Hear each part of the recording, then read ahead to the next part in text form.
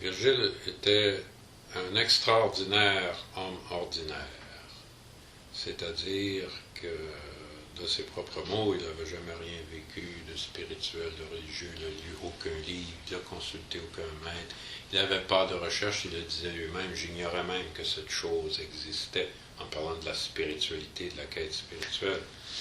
Et à un moment donné, il a vu en quelques heures, le ciel, on pourrait dire, s'est ouvert pour lui, il a vu ce qu'il y avait à voir dans l'existence, ce que nous avons tous à voir, et ça lui a été donné. Et après ça, il a pas pu s'empêcher de le partager, mais de le rayonner plutôt autour de lui. Il n'a jamais rien écrit, il n'a jamais fait de conférence publique, rien, il ne s'est jamais produit en public, mais au fur et à mesure que ça devenait évident qu'il avait vu quelque chose que la plupart des gens ignorent, pressentent, mais ignorent encore, les gens se sont agglutinés un peu autour de lui, sans jamais qu'il y ait de groupe, rien de tout ça. Et il a parlé librement. Il parlait beaucoup, Virgile, mais c'est pas ce qu'il disait qui était le plus important. C'était pas négligeable ce qu'il disait.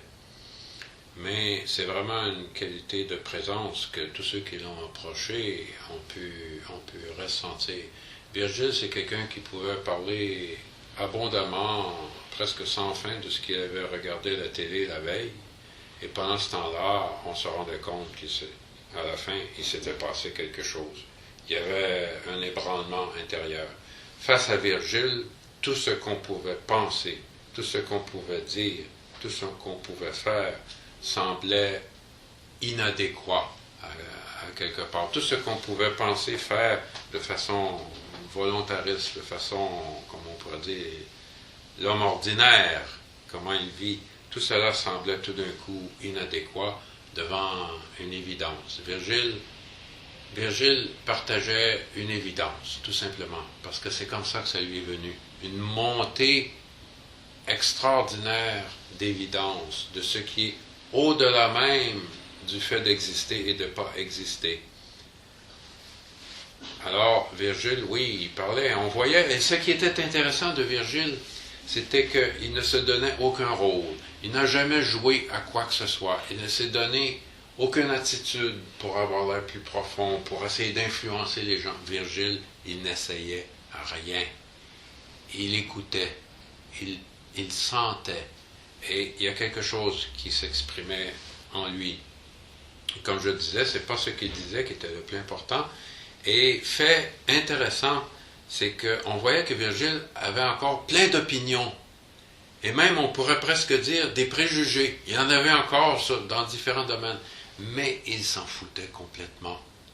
On voyait qu'il était complètement libre de ça. Il pouvait dire une opinion, apparemment, qui pouvait choquer des gens parfois, et l'instant d'après, il en rigolait. On voyait qu'il ne prenait rien au sérieux, surtout, il ne se prenait pas au sérieux.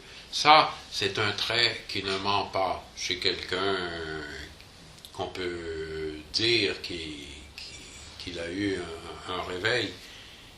Virgile ne se prenait jamais pour quoi que ce soit. Il ne se prenait pas au sérieux. Et les moments forts des rencontres avec Virgile, si on peut dire qu'il y avait des moments forts, quand on faisait un peu de silence avec lui, il entrait vraiment à ce moment-là dans sa vision profonde. Et il ne cherchait pas à voir quelque chose, Virgile. Il nous voyait comme un rayon X de l'intérieur, sur le plan énergétique, sur le plan mental, sur plusieurs plans. Et il voyait instantanément. En quelques instants, il pouvait dire la vérité aux gens. Une vérité qui dérangeait souvent, qui a souvent dérangé beaucoup de personnes. On se souvient de quelqu'un à qui Virgile avait dit, mais vous voulez savoir la vérité ou vous voulez que je vous raconte des histoires? Et la dame lui avait dit, mais je veux savoir la vérité, dites-moi ce que vous voyez. Et Virgile lui a dit, au bout de 5-10 minutes, la dame est partie en courant, littéralement. Alors Virgile n'avait cure de ce qu'on pensait de lui. ne cherchait pas à être aimé, à être approuvé, surtout pas. C'était pas qu'il était insensible, au contraire, il était tellement sensible qu'il n'avait cure de ce qu'on pensait de lui. Ça, c'est le summum de la sensibilité.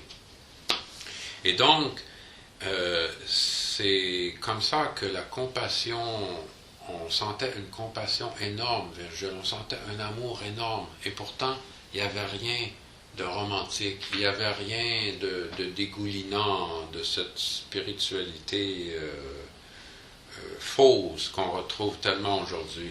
Virgile était direct, il était vrai, il ne jouait aucun rôle. C'est la seule, je pourrais dire, je n'aime pas dire ça, mais on va dire, c'était une des rares personnes que je n'ai jamais vu tricher. Je ne l'ai jamais vu tricher.